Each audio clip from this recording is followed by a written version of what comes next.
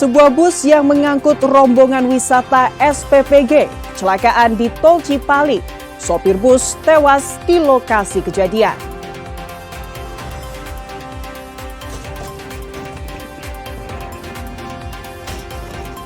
Seorang ibu muda di Subang tak sengaja membekap anak kandungnya hingga meninggal dunia.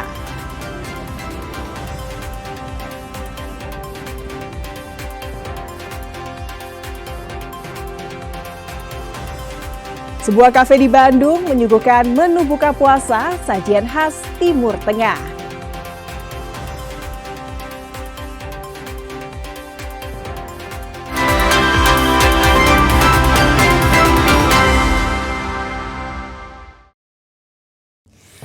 Selamat pagi saudara, selain ketiga informasi utama tadi, kami masih memiliki informasi menarik lainnya. Saya Fida Alatas akan menemani Anda dengan berita independen, terpercaya. Kita simak Kompas Pagi selengkapnya.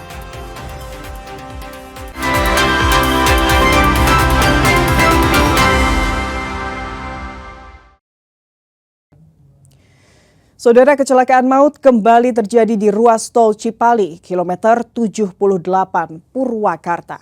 Sebuah bus pariwisata yang mengangkut rombongan wisata keluarga SPPG asal Cilegon, Banten terperosok ke parit usai menabrak bagian belakang truk. Akibat insiden ini, saudara, sopir bus tewas di lokasi kejadian dan puluhan penumpang lainnya mengalami luka-luka.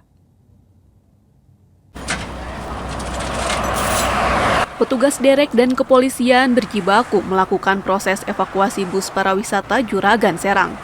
Nomor polisi A7709B yang terpelosok ke parit di ruas tol Cipali kilometer 78A.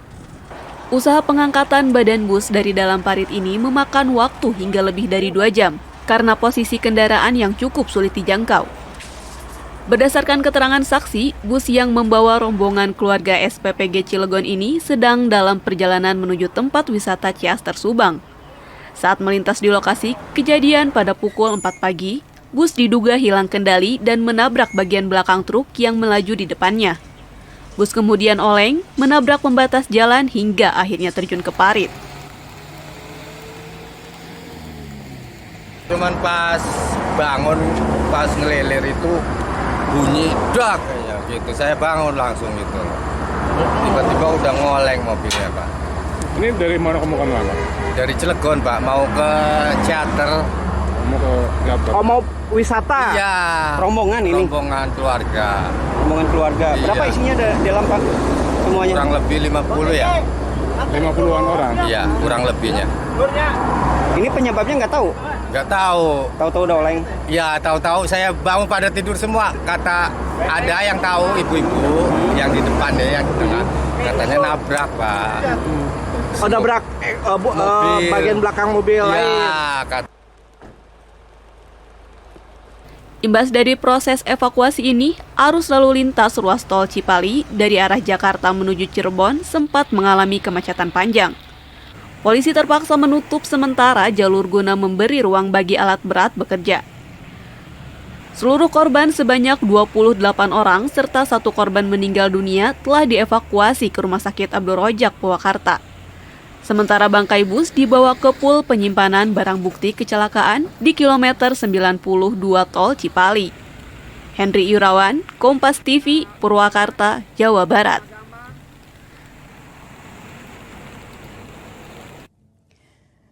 Saudara, kecelakaan tunggal sebuah truk pengangkut pipa paralon di ruas tol Jakarta Cikampek, kilometer 50 Karawang, mengakibatkan lumpuhnya arus lalu lintas menuju arah Cikampek. Muatan pipa yang berserakan di seluruh badan jalan memicu kemacetan panjang hingga 15 km yang ekornya mencapai wilayah Cikarang.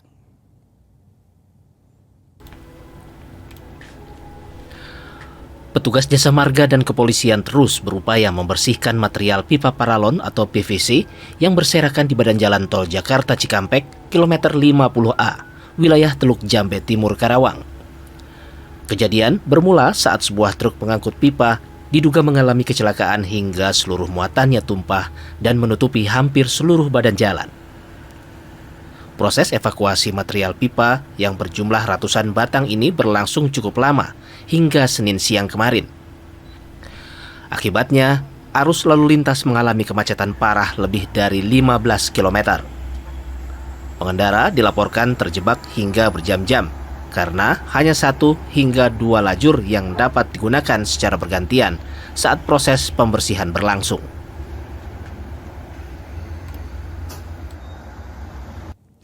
Saudara, sebuah peristiwa memilukan terjadi di Kabupaten Subang. Seorang ibu muda tega membekap anak kandungnya yang berusia 6 tahun dengan bantal hingga meninggal dunia. Dari hasil penyelidikan sementara, sang ibu mengaku hanya ingin menenangkan korban yang terus menangis agar tidak mengganggu tetangga.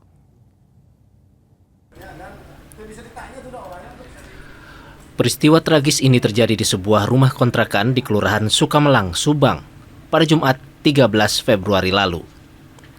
Kasus ini terungkap saat sang ibu berinisial KN, berusia 29 tahun, datang ke Mapolsek Subang Kota sambil menangis untuk menyerahkan diri.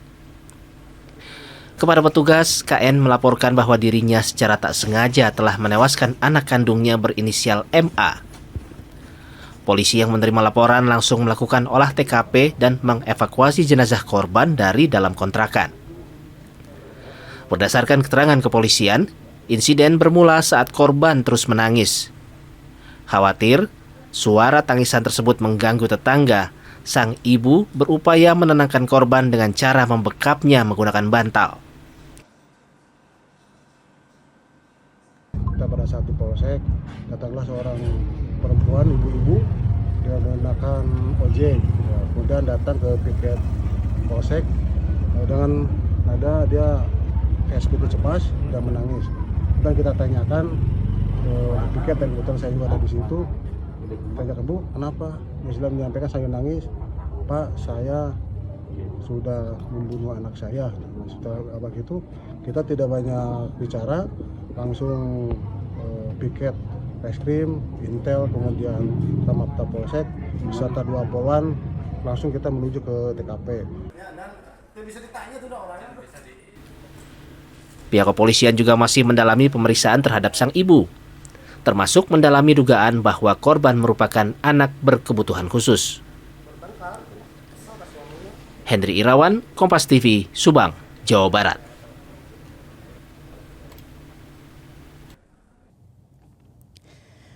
Sementara itu, saudara, suami pelaku menyebutkan istrinya adalah sosok yang sangat penyayang dan sabar, terutama dalam mengurus korban yang merupakan anak berkebutuhan khusus.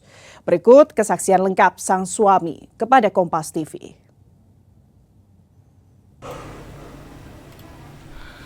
Suasana duka masih menyelimuti sebuah kontrakan di Kelurahan Sukamelang, Kabupaten Subang. Tak terlihat aktivitas di kediaman sekaligus tempat usaha milik keluarga IF pasca kejadian tragis yang menimpa anak kedua mereka, MA, yang berusia 6 tahun. Sang suami mengaku masih terpukul dan tak menyangka istrinya terlibat dalam insiden maut tersebut. Di mata suami, sang istri adalah sosok ibu yang sangat baik dan berdedikasi penuh dalam merawat ketiga anak mereka, terutama terhadap korban MA yang memiliki kebutuhan khusus. Sehari-hari istri itu baik, bantu saya kerja di sini, nyiapin loadingan, motoris. Terus juga posisinya istri itu dengan anak selalu ngajarin kemana-mana, dia sama anaknya ngantar sekolah bertiga naik motor. Terus dia dengan anak yang nomor 2 itu sayang sekali. Ya, terus posisinya dia ngajarin anak sholat, ya. Terus juga dia ngajarin posisinya cara dia makan, terus posisinya cara apa gitu ya. Nah, terus sehingga dia itu gimana gitu ya.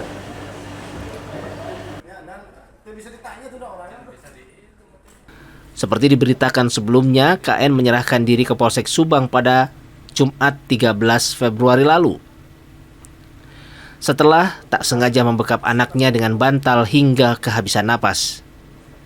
Guna kepentingan penyidikan, Korban telah dibawa ke Rumah Sakit Bayangkara Indramayu untuk diotopsi. Hingga kini, kepolisian masih terus melakukan penyelidikan mendalam guna mengungkap motif sebenarnya di balik tragedi ini. Henry Irawan, Kompas TV, Subang, Jawa Barat.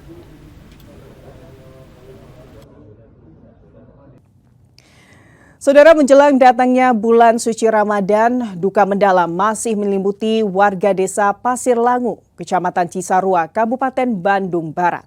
Pasca longsor dahsyat Januari lalu, warga kini harus menjalani ibadah puasa di rumah kontrakan dengan kondisi ekonomi yang terpuruk, serta masih terbayang trauma kehilangan anggota keluarga yang hingga kini belum ditemukan. Beginilah kondisi terkini lokasi longsor di Desa Pasir Langu pasca operasi pencarian korban resmi dihentikan oleh pemerintah Kabupaten Bandung Barat. Meski masa tanggap darurat telah berakhir, sisa-sisa longsor masih terlihat jelas di titik bencana yang terjadi pada 24 Januari lalu. Beberapa warga yang rumahnya bersebelahan dengan titik longsor mulai mencoba bangkit dengan membenahi tanaman sayur mayur hingga membersihkan material longsoran. Namun, suasana di kantor desa yang sebelumnya ramai oleh pengungsi, kini mulai sepi karena warga memilih pindah ke rumah kontrakan, berbekal bantuan dana sewa dari pemerintah. Salah satu warga terdampak, Ibu Iin, tak kuasa menahan sedih saat menatap rumahnya yang kini berada di zona merah dan dilarang untuk dihuni kembali. Baginya, Ramadan tahun ini terasa sangat berbeda. Tak ada lagi acara berkumpul bersama keluarga besar karena 10 anggota keluarganya menjadi korban dan 2 di antaranya masih dinyatakan hilang. Iya, sedih Ibu teh. Masa mau bulan puasa di rumah orang lain gitu, berkumpul sama ini semuanya di rumah, bisa bangun rumah lagi gitu. Bulan puasa ini berarti Ibu kalau malam pulang ke kontrakan sudah tidak di pengungsian ya? Ya di kontrakan aja. Kalau pagi ini sampai jam 12 di sini, lalu pulang lagi ke Pasir Langu ke kontrakan. Selain kehilangan tempat tinggal, warga juga kehilangan mata pencaharian karena lahan pertanian sayur mereka tertutup tanah. Iin berharap pemerintah segera memberikan kepastian terkait relokasi rumah yang layak dan tidak jauh dari area pertanian, agar mereka bisa kembali menyambung hidup. Abdul Rahim, Kompas TV, Bandung, Jawa Barat. Saudara, harga cabai rawit di Kota Bandung tembus hingga Rp100.000 per kilogram. Informasi selengkapnya kami hadirkan usai jeda.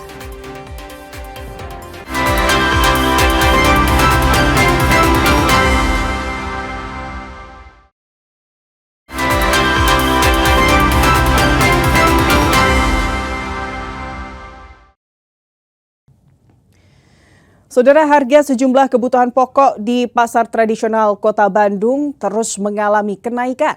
Bahkan komoditas cabai rawit mengalami lonjakan hampir 100%.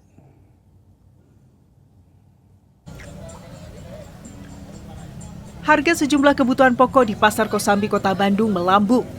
Kenaikan paling signifikan terjadi pada cabai rawit yang kini dibanderol Rp100.000 per kilogram. Sebelumnya, harga cabai rawit hanya berada di kisaran Rp60.000. Tak hanya cabai, sejumlah komoditas lain seperti minyak kita, telur ayam, hingga daging sapi dan beras juga turut merangkak naik. Warga berharap pemerintah segera melakukan intervensi harga agar kebutuhan pangan tetap terjangkau. Makin naik, Neng. Sekarang Tanjung asalnya 40, 50, sekarang 70. Ya, cabai keriting sekarang 60 dari 40. Kalau cabai hijau mah stabil 40.000. Bawang merah yang naik sekarang 50. Ya. Sayuran hijau ya naik nih, sayuran hijau kan biasanya cuma 6.000 kayak saisin, sekarang 12.000. Kalau sayuran hijau mah udah lama, udah sebulan ke belakang lah. Ya. Semingguan sekarang. Ya. Ya jarang itu Imlek, Neng. Ya. Ada katanya cabai merah lagi naik katanya 100.000. Ini buat rumah tangga kan Kak ya? Iya betul. Kemudian ada kenaikan harga juga, responnya gimana sih Mbak? Ya kaget juga ya, tuh biasanya kan harganya rendah sekarang naik jadi lumayan juga sih. Terus kalau dari Mbak sendiri ini keberatan atau gimana nih? Ya sebagai ibu rumah tangga pasti keberatan lah ya untuk harganya yang tiba-tiba naiknya agak-agak tinggi gitu.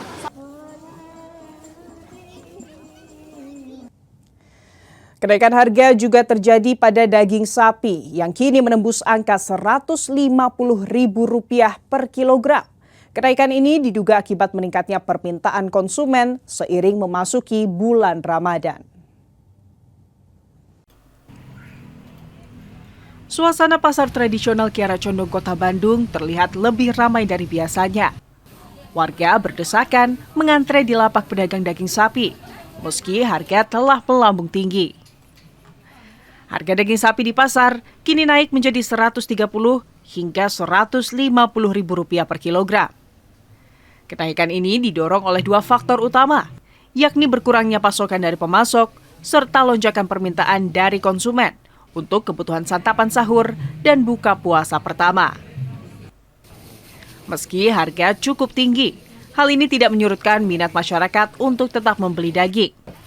Tradisi munggahan bersama keluarga menjadi alasan warga untuk tetap memasak hidangan khas dari daging sapi. Ini beli daging emang buat munggahan? Ya. Beli berapa Bu? Setengah? Oh, sekilo. Ya. Ini dimasaknya buat apa nanti? Buat bumbu. Bu, ini kan terkait harga daging nih naik nih Bu, ini gimana tanggapannya? Tapi gimana harus udah tradisi lah. Udah tadi. Kenaikan drastis ini sudah terjadi sejak 2 pekan lalu. Harga awal Rp90.000, kini pedagang terpaksa menyesuaikan harga jual hingga mencapai Rp150.000. Nambah, cuman untungnya justru bukan nambah. Jadi kita ngurangin karena kita udah mentok di harga 150, jualnya nggak bisa lebih. Karena saking harga belinya kita tetap naik terus. Jual kita nggak bisa lebih dari segitu juga udah mahal. Kasihan, belinya kasihan. Bu, dengan begini pengunjung banyak yang komplain, pembeli banyak yang komplain nggak? Warga berharap adanya langkah konkret dari pemerintah untuk segera menstabilkan harga. Kekhawatiran pun muncul jika harga kebutuhan pokok terus merangkak naik hingga menjelang Hari Raya Idul Fitri nanti. Andri Iskandar, Kompas TV, Bandung, Jawa Barat. Ratusan warga prasejahtera di Kota Sukabumi antusias mengikuti program belanja sembako murah. Cukup dengan membayar Rp50.000, warga lansia dan duafa sudah bisa membawa pulang paket pangan senilai ratusan ribu rupiah.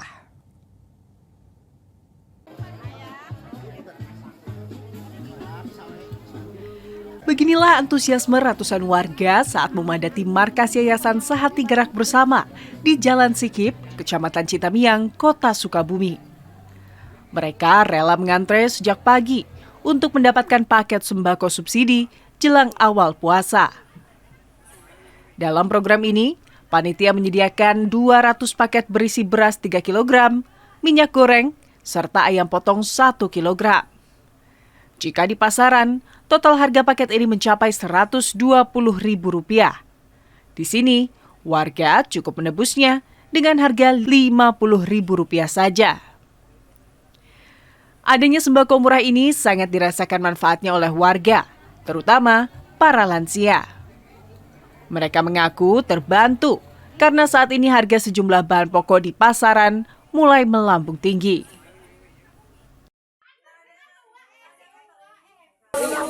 Berapa Bu tadi harganya Bu? Satu paket Rp50.000. Nah, ini murah nggak Bu atau seperti apa Bu? Murah, enak tidak. Kalau di warung pun mahal. Biasanya berapa Bu kalau di? Kalau beras liter di warung 13. Ya. Kalau sekarang gajinya 48 kangkung. Jadi ini lebih jauh dari 200 paket, 110 di sekitar markas ini, lalu 90 di Cirampo pada Benghar. Ini dalam rangka menyambut bulan Ramadan. Kadang kita melihat ya, saudara kita ada yang belum beruntung gitu ketika menghadapi menyambut bulan Ramadan, mereka ingin merasakan seperti orang lain dalam istilah papajar atau menyambut Ramadan itu. Jadi kita sediakan paket harga normal itu 120. Penanggung jawab program Elia Dewi Purwanti menyebut penyaluran dilakukan secara terbagi agar tepat sasaran. 110 paket dibagikan di kota Sukabumi, sementara 90 paket lainnya didistribusikan ke wilayah Kabupaten Sukabumi. Selain sembako murah, pihak yayasan juga telah menyiapkan agenda sosial lainnya selama Ramadan, seperti buka puasa bersama santri, hingga belanja baju lebaran untuk anak yatim. Andris Muhtar, Kompas TV, Sukabumi, Jawa Barat. Memperingati hari jadi ke-76, Pusat Kesenjataan Kavaleri memamerkan beragam kendaraan tempur andalan TNI Angkatan Darat, mulai dari kendaraan taktis ringan hingga tank modern produksi dalam negeri. Sejumlah kendaraan tempur berlapis baja memadati area pameran dalam rangka HUT Pusenkaf ke-76 di Bandung. Salah satu yang mencuri perhatian adalah kendaraan taktis jenis J-Force VVIP. Rampur bermesin turbo diesel ini dirancang untuk mobilitas tinggi dengan perlindungan balistik khusus. Tak ketinggalan, Panzer Badak buatan PT Pindad juga turut dipamerkan. Rampur dengan berat 14 ton ini menjadi bukti kemandirian industri pertahanan dalam negeri. Dengan mesin diesel 6 silinder, Panzer Badak menjadi tumpuan dalam berbagai operasi darat karena kombinasi daya gempur dan proteksinya. Di sebelahnya berdiri gagah tank Harimau, alutsista kavaleri paling modern saat ini. Memiliki panjang 7 meter, tank ini dilengkapi dengan teknologi terbaru untuk menghadapi dinamika peperangan modern. Merupakan hal yang sangat positif bagi popularitas Top Cavalry. Ini gambar di mana Pak Farhan, Wali Kota, sudah hadir kemudian menyampaikan banyak sekali anak-anak sekolah dan menyatakan bahwa museum ini merupakan museum dengan konsep yang bagus. Ada kafe, ada museum, ada koleksi, dan sebelum ke museum dia masuk ke komplek Cavalry ini, Bapak-Bapak Ibu. Beliau masuk ke komplek ini melihat bunker, melihat tahanan, melihat bangunan yang heritage, melihat kuda, melihat tank-tank cagar di sini, baru kemudian ke museum. Pusenkaf terus melakukan modernisasi alutsista serta peningkatan kualitas sumber daya manusia agar tetap adaptif terhadap perkembangan teknologi pertahanan. Sunandar, Kompas TV, Bandung, Jawa Barat. Saudara, sebuah kafe di Bandung menyuguhkan menu buka puasa sajian khas Timur Tengah. Informasinya akan hadir sesaat lagi, saudara. Tetap bersama kami di Kompas Pagi.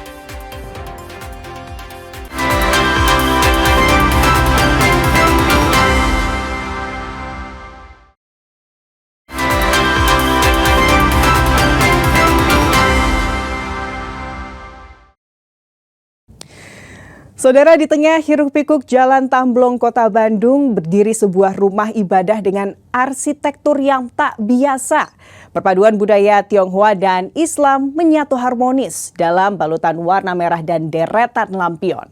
Tak sekedar tempat bersujud, Masjid Lao Tse II kini menjadi rumah bagi ratusan mu'alaf untuk mengenal cahaya Islam lebih dekat.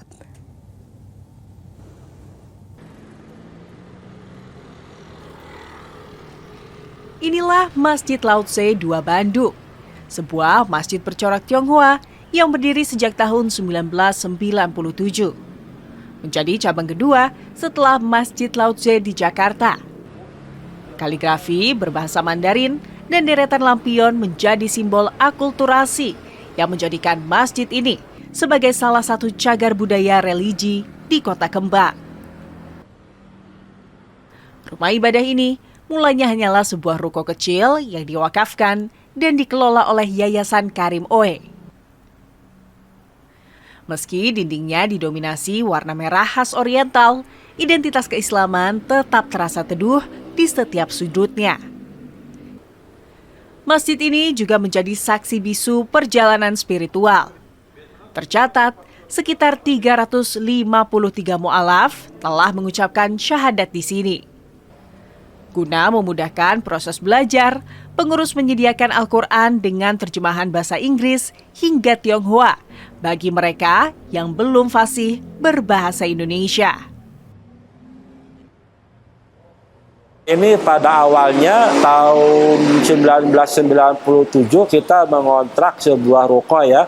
Kita mengontrak sebuah ruko ya karena memang berada di Jalan Tamlong, jalan yang masjidnya masjid transit ya. Banyak orang yang berlalu lalang karena memang ini di pinggiran kota. Ini masjidnya masjid sangat strategis ya.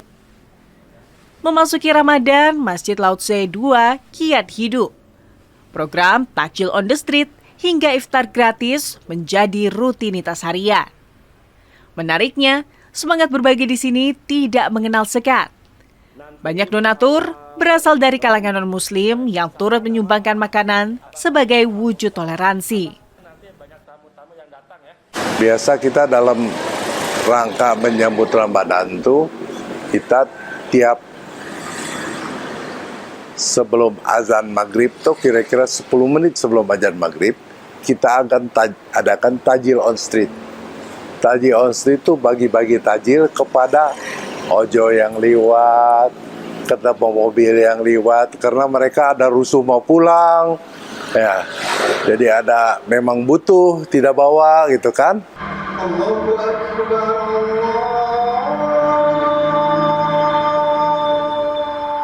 Masjid Lao Tse 2 bukan sekedar tempat ibadah. Ia adalah ruang perjumpaan budaya dan simbol kehangatan Islam yang merangkul keberagaman dalam satu atap. Dari Bandung, Jawa Barat, Sunandar, Kompas TV. Saudara, bagi Anda pecinta olahan daging kambing, ada satu destinasi kuliner unik yang wajib Anda sambangi saat berkunjung ke Bandung. Berlokasi di Soreang, sebuah kedai menyajikan gulai kepala kambing secara utuh dengan racikan minyak samin yang gurih. Seperti apa sensasi rasanya? Berikut liputannya.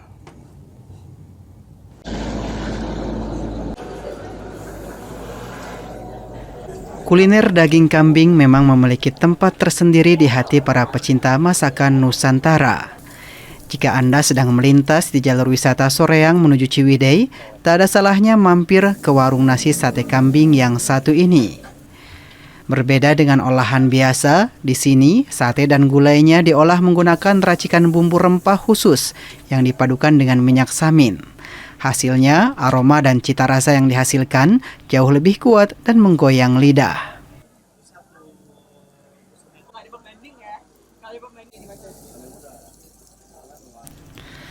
Sate di sini disajikan dengan potongan daging berukuran jumbo. Namun yang menjadi primadona adalah gulai kepala kambing samin. Kepala kambing utuh dibelah dua, dikukus hingga empuk. Lalu disiram kuah gulai kental yang gurih. Karena ukurannya yang besar, satu porsi gulai kepala ini bisa dinikmati hingga 5 orang sekaligus. Nah, minyak samin itu minyak nabati yang memang dari hewani untuk minyak samin itu. Nah, ciri khas minyak samin itu dia lebih kental, kemudian berbau wangi, gitu. Lebih aromatik lah gitu. Nah, untuk gulainya kita spesialis di sini menyediakan juga gulai kepala kambing khas gitu, khas dari rumah makan Haji Cucu. Nah, gulai kepala kambing itu disajikan satu porsi 1 orang, tapi bisa dimanfaatkan untuk sampai 5 orang. Selanjutnya adalah sate samin. Meski potongan dagingnya jumbo, tekstur daging kambing muda ini sangat lembut hingga mudah dikunyah. Jangan lupa kombinasikan dengan bumbu kacang spesial dan acar segar untuk menyeimbangkan rasa gurihnya. Bagi Anda yang penasaran, kedai warung nasi sate kambing ini berada di kawasan Sadu Soreang, Kabupaten Bandung. Tim Liputan Kompas TV, Bandung, Jawa Barat. Momen buka puasa bersama selalu menjadi hal yang paling dinanti.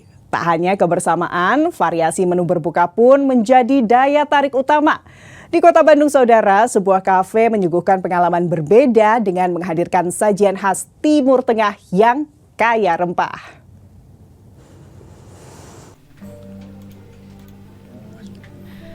Memasuki bulan Ramadan, sejumlah pelaku usaha kuliner di Kota Bandung mulai bersiap menyambut antusiasme warga untuk berbuka puasa bersama. Salah satunya, kafe yang berlokasi di Jalan Pahlawan ini. Mengusung konsep all you can eat, pengunjung dimanjakan dengan beragam pilihan menu, mulai dari takjil hingga makanan berat. Dengan tema jelajah rasa, menu yang disajikan berganti setiap minggunya. Namun yang menjadi primadona adalah kuliner khas Timur Tengah, yakni sistawuk.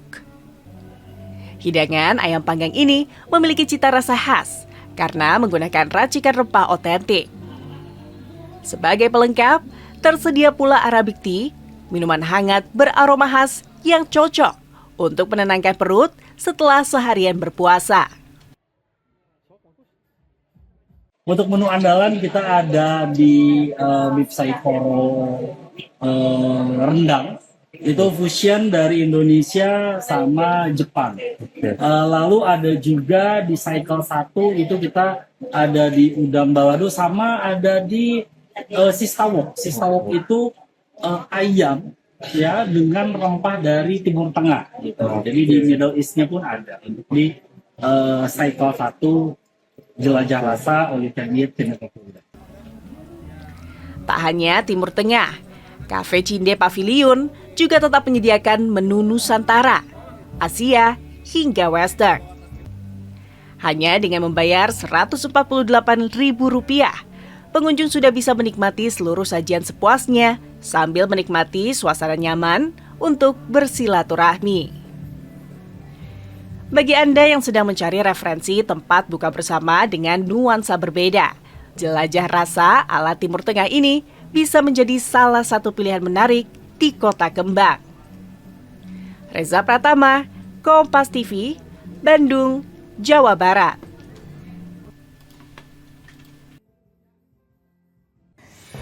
Persib Bandung dirumorkan akan mendatangkan pemain kelas Eropa. Informasi selengkapnya kami hadirkan usai jeda.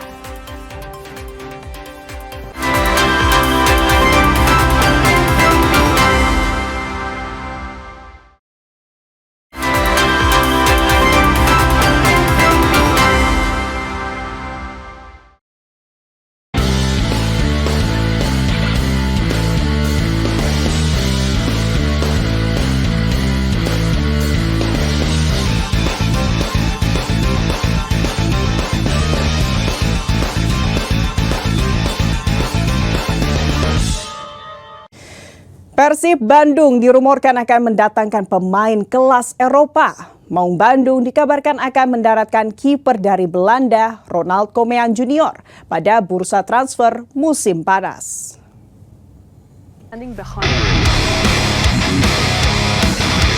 Anak dari pelatih timnas Belanda, Ronald Koeman, dirumorkan akan hijrah ke Super League Indonesia. Persib Bandung dikabarkan akan menjadi destinasi Ronald Koeman Junior setelah kontraknya habis bersama tim Eredivisie Belanda, Telstar.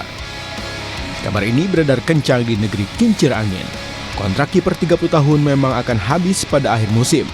Apabila transfer terrealisasi, maka Maung Bandung akan memboyongnya secara cuma-cuma ke Gelora Bandung Lautan Api. Bisa dibilang kompetisi Eredivisie musim 2025-2026 menjadi berkah tersendiri bagi laki-laki kelahiran Barcelona. 10 Agustus 2025, Koeman Junior jalani debut di kompetisi teratas negeri kincir angin setelah sebelumnya berkarir di kompetisi kasta kedua. Menjalani 22 penampilan bersama Telstar, kiper berpostur 188 cm kemasukan 37 gol dengan membuat 3 kali clean sheet.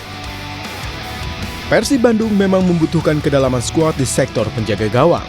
Saat ini, Teja Paku Alam menjadi kiper utama.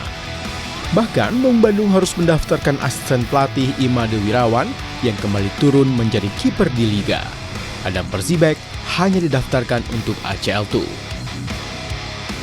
Dengan pengalaman sang anak legenda Ronald Koeman, tak hanya akan menjadi daya tarik, tentu kemampuannya di era divisi Belanda akan membuat Teja Paku Alam mendapatkan pesaing berkualitas. Namun Persib tak akan sendiri. Kabarnya salah satu klub asal Singapura juga berminat untuk mendapatkan jasa Ronald Koeman Jr. Saudara, kabar baik datang dari kiper skuad Garuda, Martin Paes. Visa kerja kiper 27 tahun itu sudah terbit dan siap debut bersama AFC Ajax.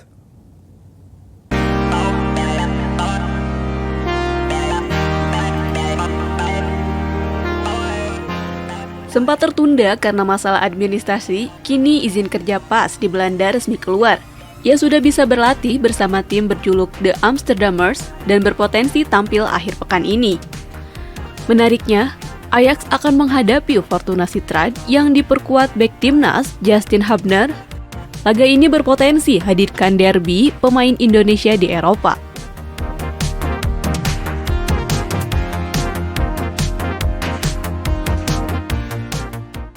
Di laga lain, saudara, Persik Kediri gagal memanfaatkan laga kandang kala kedatangan PSIM Yogyakarta. Brace Ezekiel Vidal tahan imbang Macan Putih 2-2 di Stadion Gelora Joko Samudro. Tepat, bola lemparan ke dalam bagi Persik Kediri, pemirsa. Bertindak sebagai tuan rumah di Stadion Gelora Joko Samudro, Persik Kediri menjebol gawang PSIM Yogyakarta di menit 31. John Toral membuka skor untuk Macan Putih. Sayang keunggulan ini tak bertahan lama. Selang 6 menit, Ezekiel Vidal bawa Laskar Mataram setarakan kedudukan. Skor 1-1 bertahan hingga turun minum. Tak mau kehilangan poin maksimal di kandang, Persik kembali menyerang di paruh kedua. Di menit 57, eksekusi penalti Ezra Walian membuat Macan Putih mengembalikan keunggulan 2-1. Namun, kemenangan Persik yang sudah di depan mata harus sirna. Di menit 62, brace yang dipersembahkan Ezekiel Vidal membuat laga berakhir tanpa pemenang. Imbang 2-2, PSIM gagal menyalip Persita Tangerang dari peringkat 6 klasemen sementara Super League. Hasil dengan skor identik juga terjadi dalam duel tim papan bawah. Berikan jamuan kepada Madura United. Persis Solo selamat dari kekalahan berkat gol telat Dusan Magic.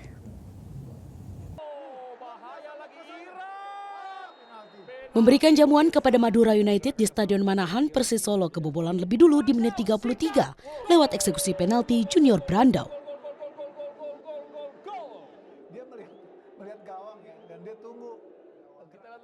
Balik menyerang, Laskar Samber Nyawa akhirnya sukses menyamakan skor. Gol Roman Papariga di menit 42 samakan kedudukan 1-1 dan bertahan hingga jeda.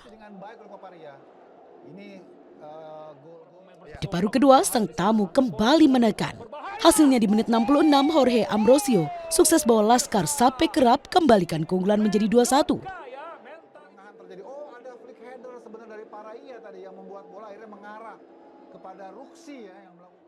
Seolah laga akan berakhir kemenangan untuk Madura United.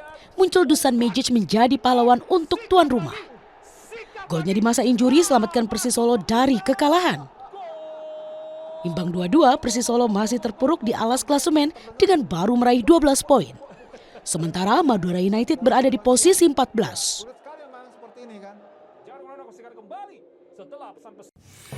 Saudara, sebuah bus yang mengangkut rombongan wisata SPPG kecelakaan di Tol Cipali. Sopir bus tewas di lokasi kejadian. Informasi selengkapnya usai jeda. Tetap bersama kami di Kompas Pagi.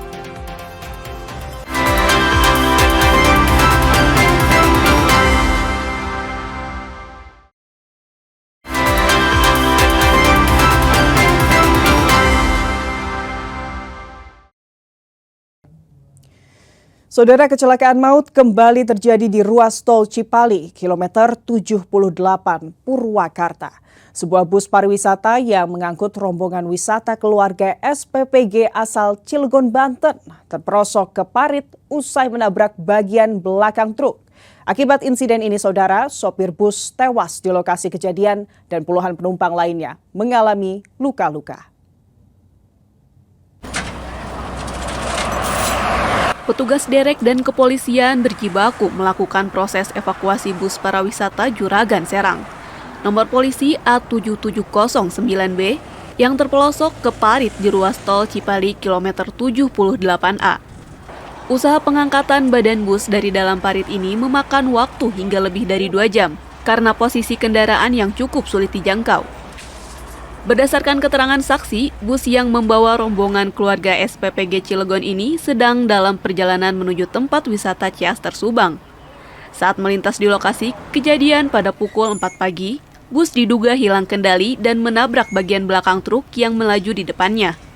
Bus kemudian oleng, menabrak pembatas jalan hingga akhirnya terjun ke parit.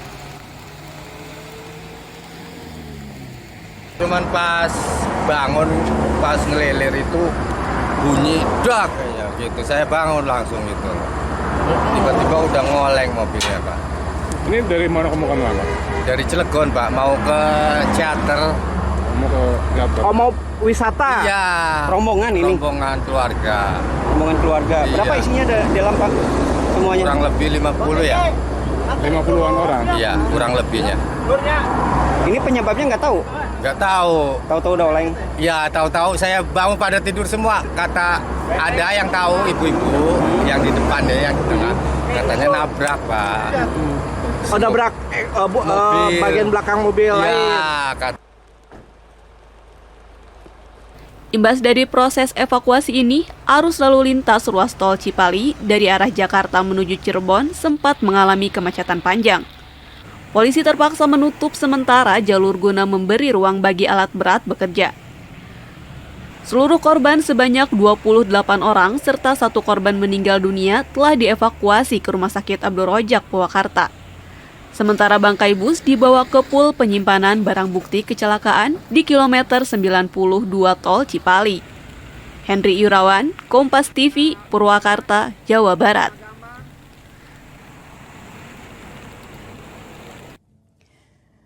Saudara, kecelakaan tunggal sebuah truk pengangkut pipa paralon di ruas tol Jakarta Cikampek, kilometer 50 Karawang, mengakibatkan lumpuhnya arus lalu lintas menuju arah Cikampek. Muatan pipa yang berserakan di seluruh badan jalan memicu kemacetan panjang hingga 15 km yang ekornya mencapai wilayah Cikarang.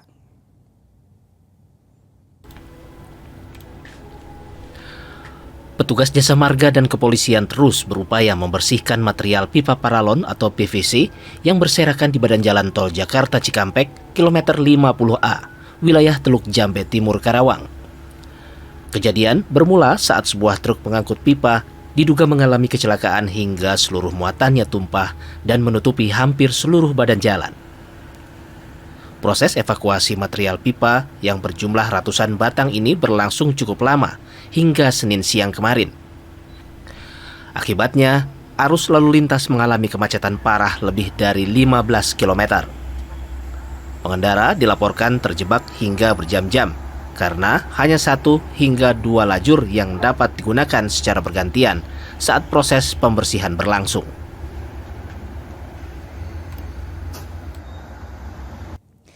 Saudara, sebuah peristiwa memilukan terjadi di Kabupaten Subang. Seorang ibu muda tega membekap anak kandungnya yang berusia 6 tahun dengan bantal hingga meninggal dunia.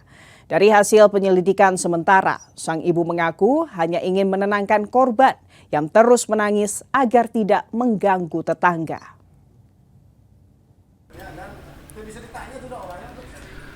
Peristiwa tragis ini terjadi di sebuah rumah kontrakan di Kelurahan Sukamelang, Subang, pada Jumat 13 Februari lalu.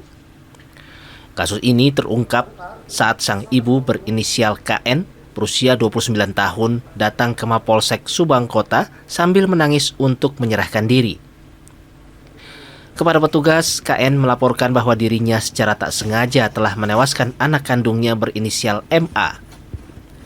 Polisi yang menerima laporan langsung melakukan olah TKP dan mengevakuasi jenazah korban dari dalam kontrakan. Berdasarkan keterangan kepolisian, insiden bermula saat korban terus menangis. Khawatir, Suara tangisan tersebut mengganggu tetangga. Sang ibu berupaya menenangkan korban dengan cara membekapnya menggunakan bantal. Kita pada saat di polsek, datanglah seorang perempuan, ibu-ibu, dia menggunakan ojek, kemudian datang ke piket polsek dengan nada dia kayak seperti cemas dan menangis. Dan kita tanyakan piket, dan kebetulan saya juga ada di situ. Tanyakan, Bu, kenapa? Dia sudah menyampaikan saya nangis, Pak, saya sudah membunuh anak saya. Setelah begitu kita tidak banyak bicara, langsung piket reskrim, intel, kemudian Samapta Polsek beserta 2 poluan, langsung kita menuju ke TKP. Pihak kepolisian juga masih mendalami pemeriksaan terhadap sang ibu, termasuk mendalami dugaan bahwa korban merupakan anak berkebutuhan khusus. Hendri Irawan, Kompas TV, Subang, Jawa Barat.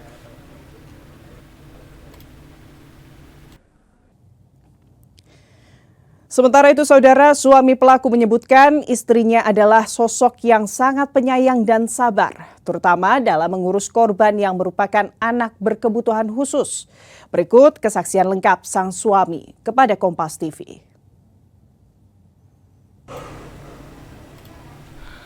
Suasana duka masih menyelimuti sebuah kontrakan di Kelurahan Sukamelang, Kabupaten Subang. Tak terlihat aktivitas di kediaman sekaligus tempat usaha milik keluarga IF pasca kejadian tragis yang menimpa anak kedua mereka, MA, yang berusia 6 tahun. Sang suami mengaku masih terpukul dan tak menyangka istrinya terlibat dalam insiden maut tersebut. Di mata suami, sang istri adalah sosok ibu yang sangat baik dan berdedikasi penuh dalam merawat ketiga anak mereka, terutama terhadap korban MA yang memiliki kebutuhan khusus. Sehari-hari istri itu baik, bantu saya kerja di sini, nyiapin loadingan, motoris. Terus juga posisinya istri itu dengan anak selalu ngajarin kemana-mana, dia sama anaknya ngantar sekolah bertiga naik motor. Terus dia dengan anak yang nomor 2 itu sayang sekali, mah. Ya. Terus posisinya dia ngajarin anak sholat, ya. Terus juga dia ngajarin posisinya cara dia makan, terus posisinya cara apa gitu ya. Nah, terus sehingga dia itu gimana gitu ya.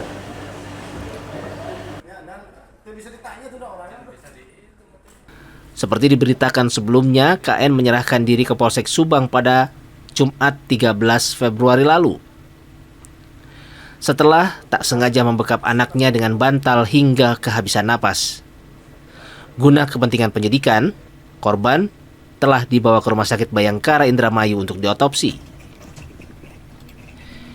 Hingga kini, kepolisian masih terus melakukan penyelidikan mendalam guna mengungkap motif sebenarnya di balik tragedi ini. Hendri Irawan, Kompas TV, Subang, Jawa Barat.